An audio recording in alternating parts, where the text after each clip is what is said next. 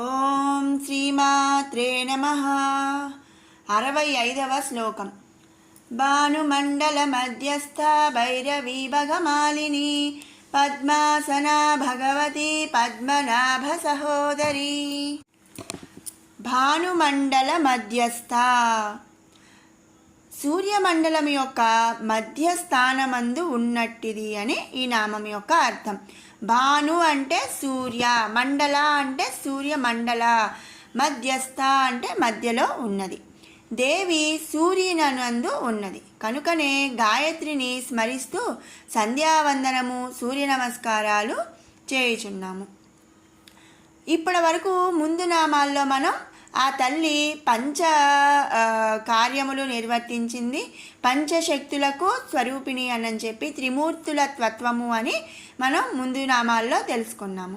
ఇప్పుడు భానుమండల మధ్యస్థ అంటే సూర్యమండల మధ్యలో ఉంటుంది కాబట్టి దేవి సూర్యుని యందు ఉన్నది కనుకనే గాయత్రిని స్మరిస్తూ సంధ్యావందనము, సూర్య నమస్కారాలను చేయుచున్నాము. అందుకనే ఆ తల్లిని భానుమండల మధ్యస్థ అని స్తుతిస్తున్నాము అని ఈ నామం యొక్క అర్థం. తర్వాత నామం భైరవి. పరమశివునకు భైరవుడనే నామము కలదని ఇంతకు ముందు నామాల్లో మనం వివరించుకున్నాము. భైరవుని యొక్క భార్య కనుక భైరవి అన్న నామముతో దేవి వెలుగొందుచుంది, లేదా భైరవీ మంత్రస్వరూపురాలు అయినట్టిది కాబట్టి ఆ తల్లిని భైరవి అని స్తుతిస్తున్నాము. తర్వాత నామం భగమాలిని. స్త్రీ స్వరూపిణి ముందు నామమునందు దేవిని విశ్వరూప అని చెప్పుట చేత భగా శబ్దమునకు స్త్రీ అర్థము ఉండుట చేత దేవి స్త్రీ స్వరూపమును మాలిని అనగా ధరించి ఉన్నది అని అర్థం. అందుచేత భగమాలిని అనగా స్త్రీ స్వరూపమును ధరించి ఉన్నటువంటిది అని ఈ నామం యొక్క అర్థం అని గ్రహించవచ్చు. ఇక దేవి భాగవతమునందు పురుష లింగ శబ్దములన్నీ శంకరుని యొక్క విభూతులుగాను, స్త్రీలింగ శబ్దములన్నీ దేవి యొక్క విభూతులుగాను చెప్పి ఉన్నది కనుక దేవి భగమాలిని అని అర్థము గ్రహించవచ్చును. అందుకనే ఆ తల్లిని భగమాలిని అని స్తుతిస్తున్నాము. తర్వాత నామం పద్మాసన. పద్మము అంటే పద్మ ఆసన, పద్మమును ఆసనముగా కలిగి ఉన్నది అని అర్థం. బ్రహ్మదేవునికి పద్మమే ఆసనముగా ఉంది. దేవి బ్రహ్మస్వరూపురాలు అని మనం ముందు నామంలో చెప్పుకున్నాం కనుక ఆ తల్లిని పద్మాసన అని స్తుతించుతున్నాము. తర్వాత నామం భగవతి. సకల తత్వములను ఎరిగి ఉన్నట్టి భగవత్ స్వరూపురాలు కనుక భగవతి అని అంటున్నాము. లేదా ఇంకొక విధంగా చెప్పాలి అంటే ఈ సృష్టి అందు ఏవేవి అత్యుత్తమైనవి మనము భావించుచున్నామో అవన్నీ కూడా ఆ దేవి అందు నివిడీకృతమై ఉన్నవి, అంటే ఆ తల్లిలో విలీనమై ఉన్నాయి అని, ఆ తల్లిలో ఉన్నాయి అని అర్థం అన్నమాట. అట్టి స్వరూపురాలు కనుక భగవతే అని చున్నాము. భగ అను శబ్దమునకు ఇక్కడ ఐశ్వర్యం, జ్ఞానం అనే అర్థాలు కూడా ఉన్నాయన్నమాట. ఆ రెండిటిని, ఐశ్వర్యాన్ని జ్ఞానాన్ని ఇచ్చేది కాబట్టి ఆ తల్లిని మనం భగవతి అని స్తుతిస్తున్నాము. తర్వాత నామం పద్మనాభ సహోదరి. పద్మనాభుడు అంటే శ్రీ మహావిష్ణువు, సహోదరి అంటే తోడబుట్టినది. పద్మనాభ సహోదరి అంటే శ్రీ మహావిష్ణువునకు తోడబుట్టినట్టిది అని ఇక్కడ అర్థం అన్నమాట. ఇక్కడ శ్రీ మహావిష్ణువు యొక్క దశావతారాల్లో ద్వాపర యుగమునందు శ్రీకృష్ణ అవతారము ప్రముఖమైనది. ఈ అవతారమునందు దేవకి గర్భమున జగన్మాత పుట్టింది. ఆమె శ్రీకృష్ణ సహోదరి. శ్రీకృష్ణ అవతారము శ్రీ మహావిష్ణువు యొక్క అవతారం కనుక దేవి శ్రీ మహావిష్ణువునకు తోబుట్టువుగా ఈ నామమందు స్తుతించబడుతుంది. అందుకనే ఆ తల్లిని పద్మనాభ సహోదరి అని స్తుతిస్తున్నాము. 66వ శ్లోకం. ఉన్మేష నిమిషోత్పన్న విపన్న భువనావళి सहस्रशीर्षवदना सहस्राक्षी सहस्रपात्। ఉన్మేష నిమిషోత్పన్న విపన్న భువనావళి. అంటే ఇక్కడ ఉన్మేష నిమిషోత్పన్న అంటే నిమిషోత్పన్న అంటే నిమిషంలో అంటే సెకండ్స్లో మనం కనురెప్ప పాటులో అది జరిగిపోయింది అని అంటుంటాం కదా. అలా కనురెప్ప తెరిచేనంత కాలంలోనే ఆ తల్లి సృష్టి ఈ బ్రహ్మాండమును సృష్టించగల శక్తి స్వరూపిణి. అలాగే విపన్న భువనావళి అంటే కనురెప్ప మూసినంత కాలంలో ఈ సమస్త బ్రహ్మాండమును తనలో కలుపుకొని నాశనం చేయగలిగిన లయకారిని ఆ శక్తి స్వరూపిణి అన్నమాట. అంటే ఇక్కడ మనం ఏం అర్థం చేసుకోవాలంటే కనురెప్ప తెరిచి మూసే లోపులో ఆ తల్లి సృష్టి లయ రెండూ చేయగలిగిన సర్వశక్తిమయి అని మనం ఇక్కడ అర్థం చేసుకోవాలి. అందుకనే ఆ లలితా త్రిపుర సుందరిని ఉన్మేష నిమిషోత్పన్న విపన్న భువనావళి అని స్తుతిస్తున్నాము. తర్వాత నామం సహస్ర శీర్షవదన. సహస్ర అంటే 1000, శీర్షవదన అంటే శీర్షములు అనగా తలలు లేదా ముఖాలు, వదన అంటే ఉన్నాయి అని అర్థం అన్నమాట.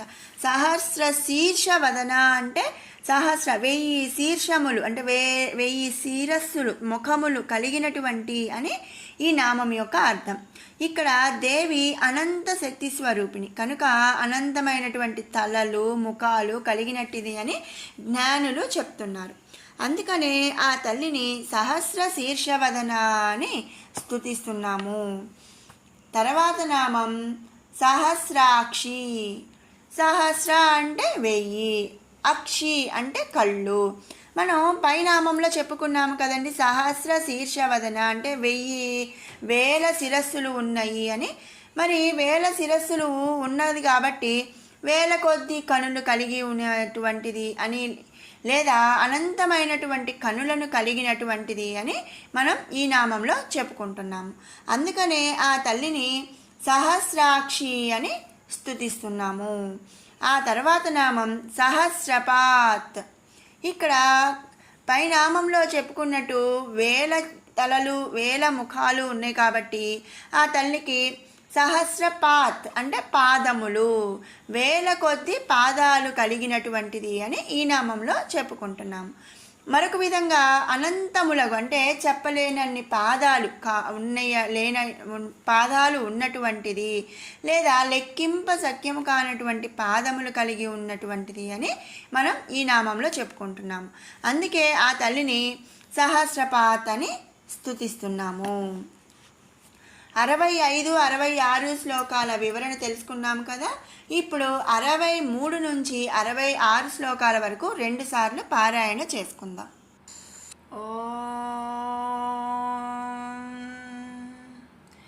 ధ్యానం అరుణాం కరుణాతరంగితాక్షీం ధృతపాశాంకుశపుష్పబాణచాపాం అణిమాధిభిరావృతాం మయూకైః అహమిత్యేవ విభావయే భవానీం.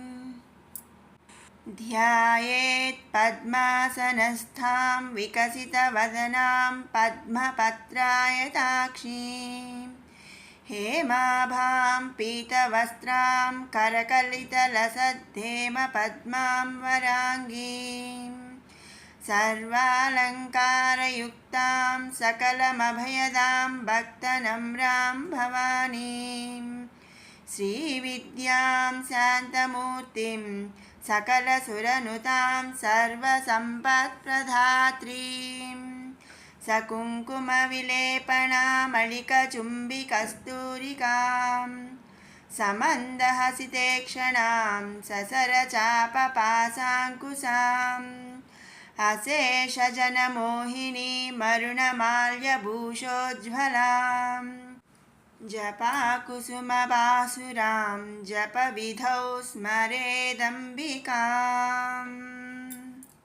సుప్తా ప్రాజ్ఞాత్మికాతుర్యా సర్వావస్థా వివర్జితా సృష్టికర్త్రీ బ్రహ్మరూపా గోప్త్రీ గోవిందరూపిణి సంహారిణి రుద్రరూపా తిరోధానకరీశ్వరి సదాశివానుగ్రహదా పంచకృత్యా పరాయణ భానుమండల మధ్యస్థ భైరవీ భగమాలిని పద్మాసనా భగవతి పద్మనాభ సహోదరి ఉన్మేష నిమిషోత్పన్న విపన్న భువనావళి సహస్రశీర్షవదన సహస్రాక్షి సహస్రపాత్.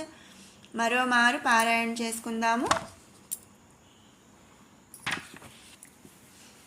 సుప్తా ప్రాజ్ఞాత్మికాతుర్యా సర్వావస్థా వివర్జితా సృష్టికర్త్రి బ్రహ్మరూపా గోప్త్రి గోవిందరూపిణి సంహారిణి రుద్రరూపా తిరోధానకరీశ్వరి సదాశివానుగ్రహదా పంచకృత్యపరాయణ భానుమండల మధ్యస్థ భైరవీ భగమాలిని పద్మాసనా భగవతి పద్మనాభ సహోదరి ఉన్మేష నిమిషోత్పన్న విపన్న భువనావళి సహస్రశీర్షవదన సహస్రాక్షి సహస్రపాత్.